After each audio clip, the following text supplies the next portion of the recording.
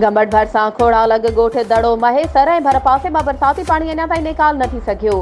ॻोठनि जा शहरनि सां राब्ता कटियल आहिनि। ॻोठाणा वॾी अज़ाब वारी ज़िंदगी गुज़ारण लॻा आहिनि। बरसात मुतासिर ॻोठाणा बेयारो मददगार बणियल बुखूं काटण ते मजबूर आहिनि। चूंडियल नुमाइंदनि संदनि जी का बि सार नाहे लधी। ॻोठनि ऐं ॻोठनि ॿाहिरां 5 खां 6 फुट पाणी बीठल आहे। ॻोठाणा खजिनि जे थड़नि जूं हथ जूं आरज़ी ॿेड़ियूं ठाहे ॻोठनि ॾांहुं अच वञ करण लॻा आहिनि। इन ई सिलसिले में ॻोठ दड़ो महेसर वासिन ॻोठाणनि वज़ीर अली महेसर, कादिर बख्श महेसर, हम्ज़ अली महेसर, अब्दुल रज़ाक, फिदा हुसैन महेसर ऐं ॿियनि मीडिया वारनि सां ॻाल्हाईंदे चयो त बरसाति ऐं बरसाती पाणी असांजे ॻोठ में तबाही मचाए छॾी।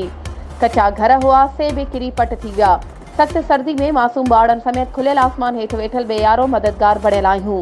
चूंडियल नुमाइंदनि का बि सार नाहे लधी। उन्हनि चयो त भले कुझु बि न ॾिनो वञे पर रुॻो बीठल बरसाती पाणी निकाल करायो वञे।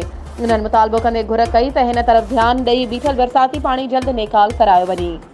वधीक ख़बरुनि ऐं अपडेट्स जे लाइ असांजे चैनल खे सब्सक्राइब कयो ऐं हा, बेल आइकन खे प्रेस करणु न विसारिजो त जीअं असांजी हर नई अचण वारी वीडियो तव्हां ताईं पहुची